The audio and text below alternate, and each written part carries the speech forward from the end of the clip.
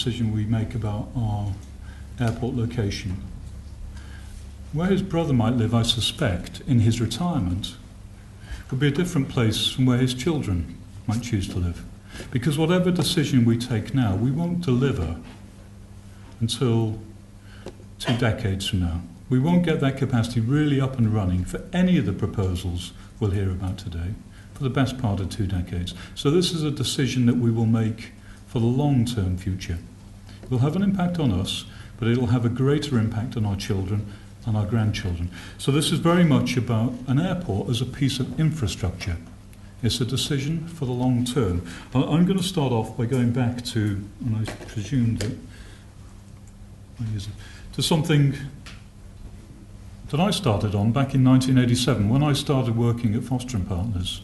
We were working on Stansted Airport, the new London airport, and we started working on the low-level station at King's Cross and the associated redevelopment. That was the high-speed one of its day. It became St Pancras in the course of time, but it started out underneath King's Cross.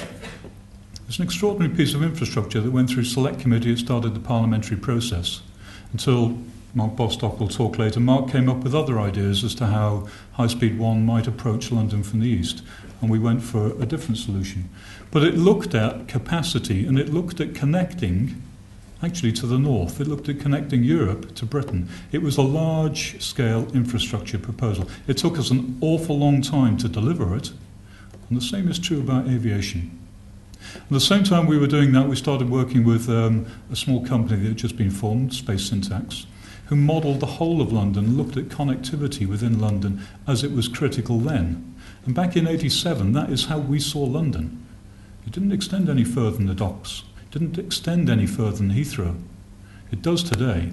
With the expansion of London, we've got to look at the whole of the southeast when we make infrastructure decisions. It's not just about central London capacity anymore. It's about wider regional and national impacts. The other thing that that project taught us was about the growth of London. It wasn't just about the population growth, it was about the economic growth, and it was certainly about the fact that London was globalising. It was globalising through the financial market explosion, Big Bang at the time, and the formation of the consulting industries, the Big Four. All of those industries who've come to work, centre themselves in London because of its global connectivity.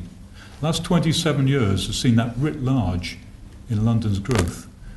Think about that when you think about a critical piece of infrastructure.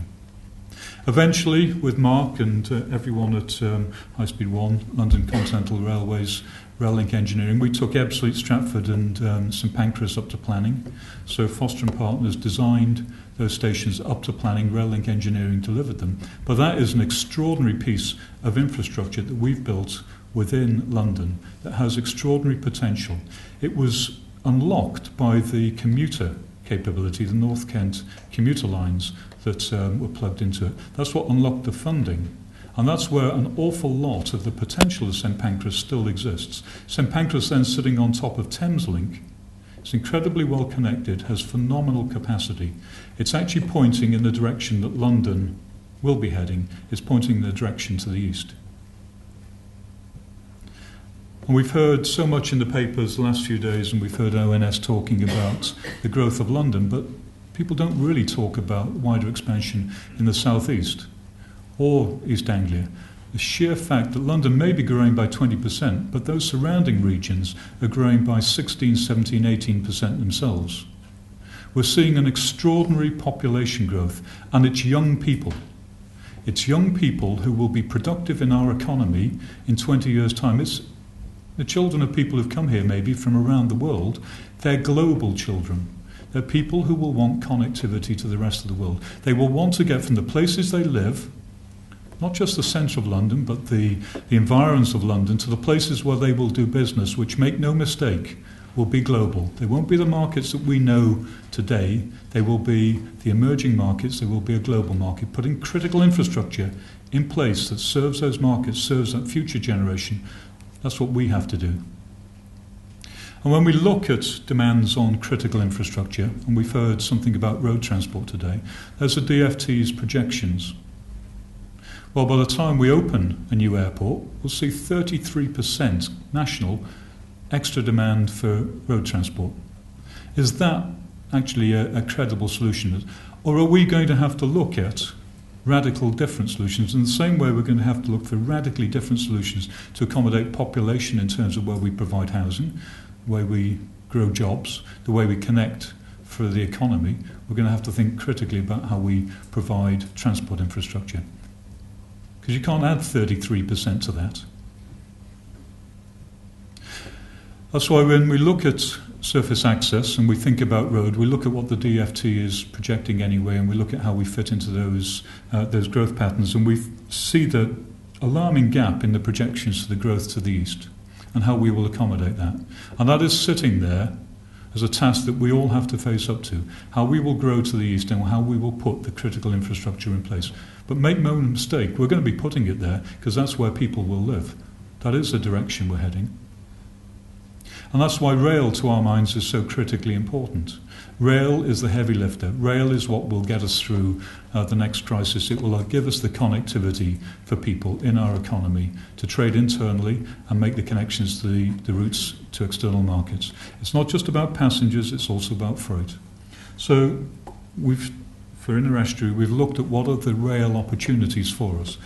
And getting from the rest of the country, put High Speed 2 to one side because there isn't a clear decision what will happen with High Speed 2 and connections to High Speed 1. There isn't a clear decision how High Speed 2 will route through or connect into the surroundings of London.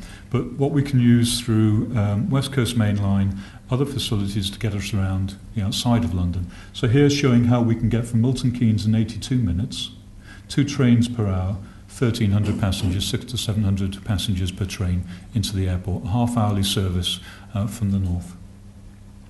From Reading, from the Great Western, currently being electrified, phenomenal adverts on the tube for the Great Western and the investment that's going in there. Routing through Old Oak Common, which will be essential to us, Old Oak Common. No matter what solution we choose, no matter how London grows, Old Oak Common will be critical to us.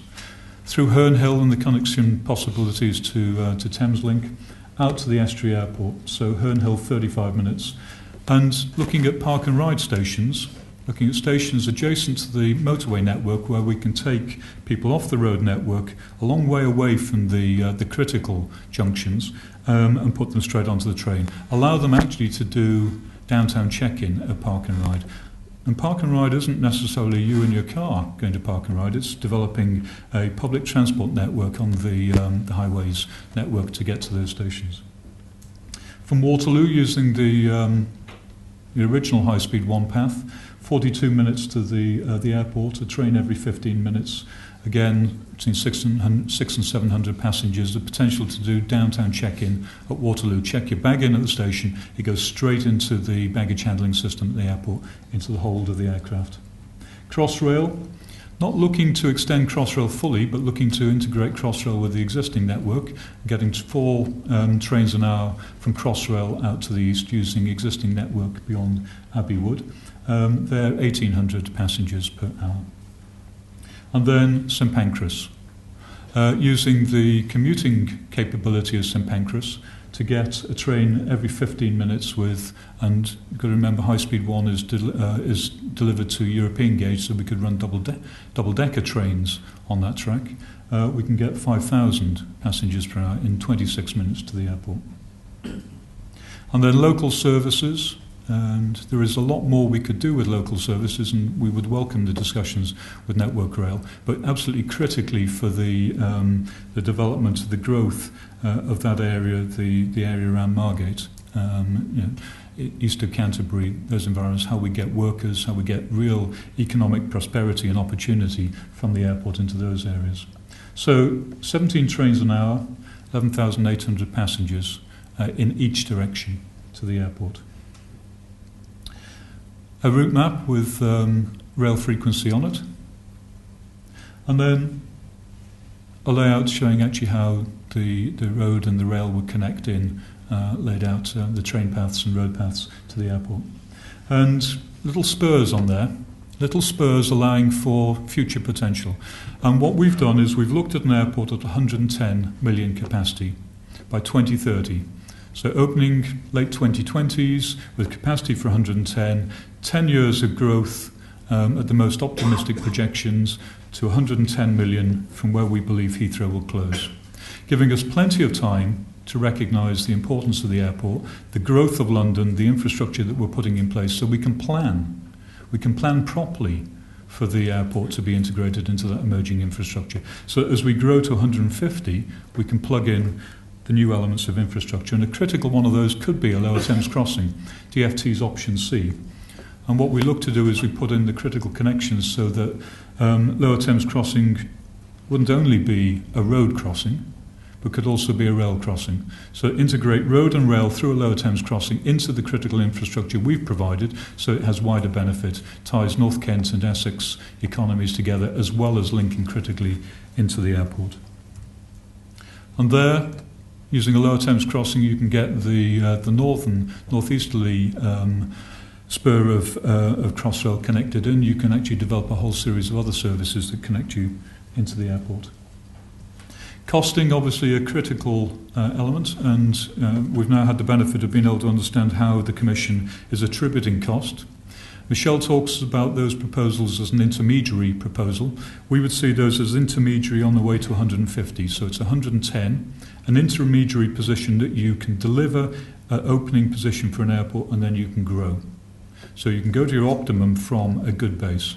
But critically, the costs with the optimum bias, the contingency and the risk allowances that the Airport Commission is applying to the other proposals applied to those costings. Those are critically the connections, the local network and the routes back to the existing, particularly to high speed 1. It's not taking into consideration the wider costs that we believe the DFT will be looking at anyway in terms of road access increase. 2 stations, a revised airport design, effectively 2 airports besides each other, so we've got the capacity to develop the airport in a number of different scenarios, but critically 2 stations, so we're sharing the load, we've got flexibility in the way that we develop. And learning the lessons from other places we've worked around the world. Why is Chaplock Cox so successful? Why could you move an airport that distance, and why did the passenger enjoy it?